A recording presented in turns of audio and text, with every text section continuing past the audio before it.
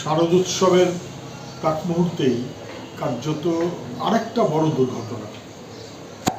দুর্ঘটনা নাকি মুখ্যমন্ত্রীর ভাষা টেনে বললে আমি বলবো ম্যানমেড।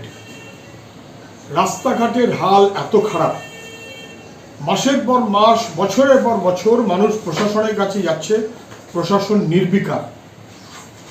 আজকে বাঁশদ্রোণীতে কলকাতা শহরে কর্পোরেশনের মধ্যে খারাপ রাস্তা, ক্লাস 9-এর ছেলে পড়তে গেছে, সেখানে পেলোডার পিষে মেরে দিল। মানুষ স্বাভাবিক কারণে বিক্ষুব্ধ, তারা বিক্ষোভ করেছেন, ওসি ঠসি যারা এসছে তাদের ঘিরে। এবার তো সেই তৃণমূল বাহিনী, থ্রেট কালচার নাকি নেই, মুখ্যমন্ত্রী জানেন না, বাইরের থেকে গুন্ডা বাহিনী নিয়ে এসে পুলিশের পাশে দাঁড়ালো তৃণমূলের গুন্ডা বাহিনী।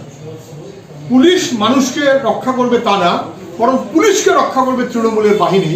একেবারে ধুন্ধুমার কাণ্ড। কোথায় কাউন্সিলর, কোথায় মেয়র, কোথায় মন্ত্রী? মানুষ যতই বিপদে পড়ুক না কেন, ওরা আছে ওদের নিজেদের তালে। কি দুর্ভাগ্য। আরজিকর মেডিকেল কলেজে তিলোত্তমা মুক্তি বসিয়েছে ডাক্তাররা, খুব স্বাভাবিক এবং সংগত। ওদের সহকর্মী, ওদের সহপাঠী নৃশংসভাবে খুন হয়েছে, তথ্য লোপাট করার চেষ্টা হয়েছে, প্রশাসন তার দায় ঝেড়ে ফেলার চেষ্টা করেছে, অথচ সবাই জানে। অন্তত প্রতিবাদ এই রকমের কখনো তো হয়নি। মেডিকেল কলেজের মধ্যে ডাক্তার ছাত্রী খুন। যে বাংলা গর্ব করতে পারত কাদম্বিনী গাঙ্গুলিকে নিয়ে, প্রথম বাঙালি ডাক্তার ভারতবর্ষে, প্রথম, সেই কলকাতা বাংলা এখন নির্ভয়া কাণ্ড, অভয়া কাণ্ড, তিলোত্তমা কাণ্ড, যে যা বলুন, তিলোত্তমা দেখছে তো।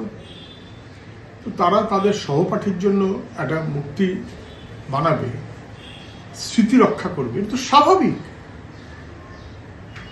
বরং মানুষ যেন প্রশ্নগুলো না ভুলেন, ভুলতে দেবেন না। কেন খুন হলো, কারা খুন করলো, এই নরখাদক তাদের প্রশ্রয় দিল কারা, তথ্য প্রমাণ লোপাট করার ব্যবস্থা করলো কারা, তাদের পিছনে কে, কার নির্দেশ, এটা মানুষ স্পষ্ট হতে চায়। স্বাভাবিক কারণেই স্মৃতি রক্ষা অত্যন্ত জরুরি। ডাক্তারদের এই মনোভাব যথার্থ, তারা সঠিক কাজ করেছেন বলে আমি মনে করি। তৃণমূলের নেতারা কে কি বললেন এসে যায় না। বেজায় খুশিতে আছেন, হয়তো বা বেজায় খুশিতে আছেন। অভয়াকাণ্ড সারা দেশ, বাংলার মাথা আমাদের হেট হয়ে গেছে। মেয়েটা বিচার পায়নি, যাদের রক্ষা করার দায়িত্ব তারাই ভক্ষক এবং তারাই তথ্য লোপাট করছে। এবং সেই দপ্তরের মন্ত্রী মমতা ব্যানার্জি নিজে পার্ট টাইম স্বাস্থ্যমন্ত্রী, পার্ট টাইমার। কি দুর্ভাগ্য, আমাদের একজন ফুল টাইম স্বাস্থ্যমন্ত্রী আমাদের রাজ্যে জোটেনি। অপদার্থ স্বাস্থ্য সচিব, তাদেরকে বহাল রেখে মানুষের বিপদের সময় মানুষের পাশে না থেকে বরং উনি বেশ করেছি একটা মনোভাব নিয়ে চলছেন। বন্যাকৃষ্ট মানুষ, কিন্তু উনি আছেন ওনার মতোই, পিতৃপক্ষ মাতৃপক্ষ অনেক কিছু করতে করতে পিসিপক্ষে শেষমেশ পুজোর উদ্বোধনও করেছেন, কার্নিভালেও আছেন, কার্নিভালের ব্যবস্থা হচ্ছেন। রসে বসে মমতা ব্যানার্জি মুখ্যমন্ত্রী থাকতে পারেন, কিন্তু বাংলার মানুষ দুর্বিষহ বিপদে, সরকারের সেদিকে হেলদোল নেই। কেন্দ্রীয় মন্ত্রী হয়েছেন সুকান্ত মজুমদার।